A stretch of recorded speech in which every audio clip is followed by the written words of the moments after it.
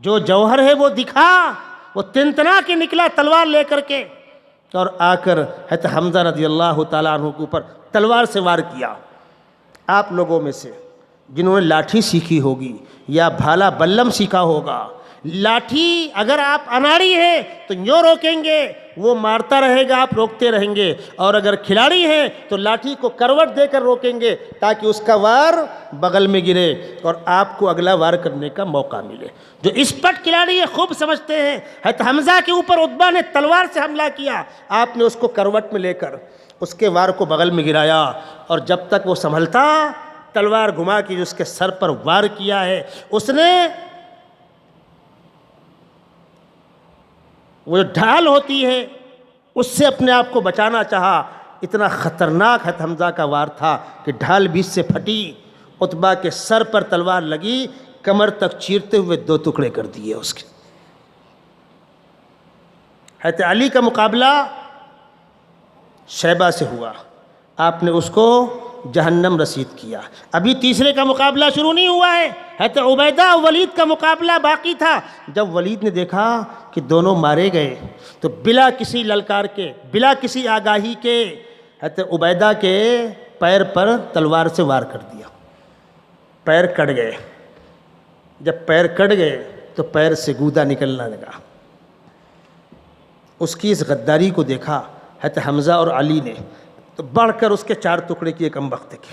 وہ تینوں جہنم میں گئے، ان کے اسلحے لے کر واپس۔ ادھر سے اسلامی فوج نے نعرہ تکبیر اللہ اکبر بلند کیا، اور ان دونوں نے حضرت عبیدہ کو اپنے کندھے پہ لیا اللہ کے نبی صلی اللہ علیہ وسلم کی خدمت میں۔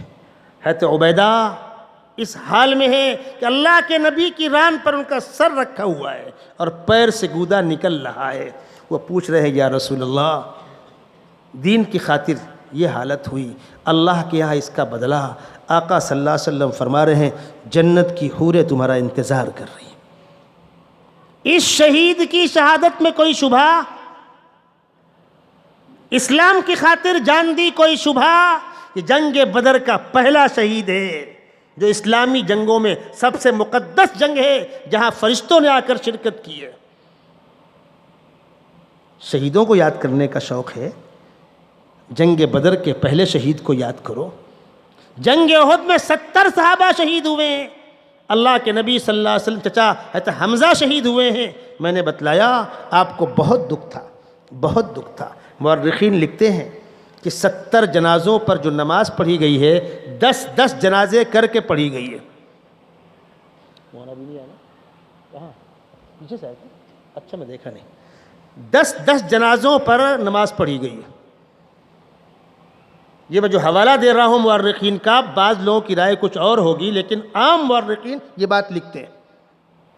10 جنازے سامنے آتے تھے، آپ نماز پڑھاتے تھے، 9 ہٹ جاتے تھے، چچا کا جنازہ رکھا رہتا تھا، پھر دوسرے 10 آتے تھے۔ آپ نے 10 کر کے 7 مرتبہ نماز جنازہ پڑھائی ہے۔ چچا حمزہ پر 7 مرتبہ نماز جنازہ پڑھی ہے، اور فرمایا جنت میں جانے والے سارے شہیدوں کے سردار چچا حمزہ۔ یہ اعزاز کون دے رہا ہے؟ پیغمبر دے رہے ہیں۔ اور حضرات حسنین کے بارے میں کیا فرمایا؟ جنت کے نوجوان شہیدوں کے سردار سیدنا حسن و حسین، ٹوٹل تمام شہیدوں کے سردار حضرت حمزہ، نوجوان ٹولی کے سردار حضرات حسنین۔ شہید اعظم کون ہوا؟ آپ فیصلہ کریں۔ پہلی بات تو شہادت رونے کی چیز نہیں، اور اگر رونے کا شوق ہے تو اسلام کی تاریخ میں صرف ایک شہادت ہے۔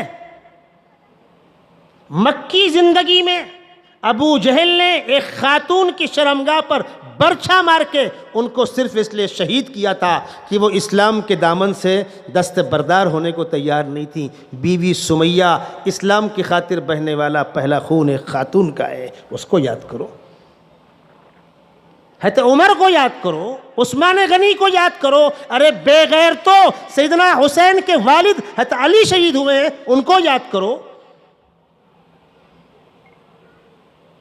تو شہادت رونے کی چیز نہیں ہے، شہادت ناز کرنے اور فخر کرنے کی چیز ہے۔ ایک آدھ سوالات سامنے آئے تھے۔ ایک نوجوان نے مجھ سے پوچھا اس نے بتلایا کچھ بچے کھڑے ہوئے تھے، تو ایک شخص نے آ کر پوچھا کہ صدیق اکبر کون؟ کہ اللہ کے نبی صدیق اکبر، تو پھر ابو بکر کو صدیق اکبر کیوں کہتے ہیں؟ یہ ایک سوال سامنے آیا تھا۔ ایک بات یاد رکھیے گا کہ پیغمبر کا مقام الگ ہے، امتی کا مقام الگ ہے۔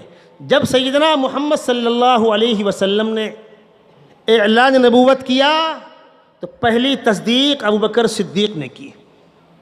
جب آپ نے معراج کے سفر سے لوٹ کر آ کر امت کو بتلایا کہ میں راتوں رات مکے سے شام بیت المقدس اور پھر وہاں سے ساتوں آسمان کی اور عرش اعظم تک جنت جہنم سب دیکھ کر آیا، تو مشرکین مکہ نے مذاق اڑانا شروع کیا۔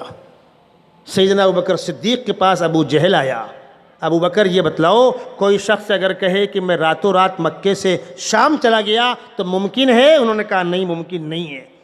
کس چیز سے جائے گا وہ؟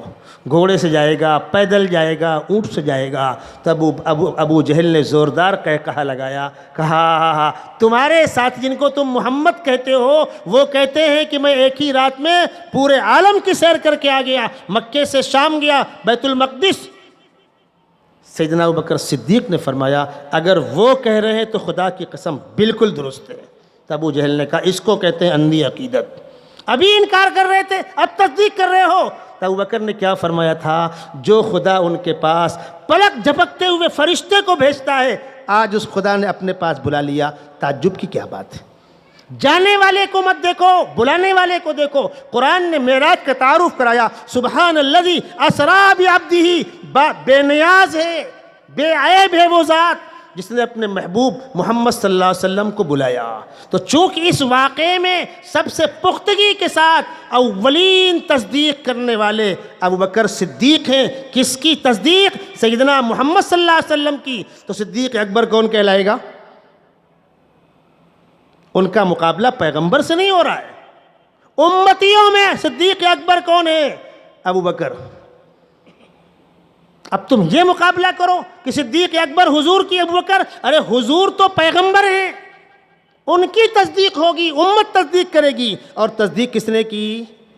اسی لیے سیدنا عمر فاروق کو فاروق اعظم کا لقب دیا گیا، حق اور باطل میں فیصلہ کرنے والے۔ یہ عہدے، یہ انتخاب، یہ سند، یہ تمغے، یہ امت تقسیم ہو رہے ہیں، نبی کو اس میں شامل نہ کیا جائے۔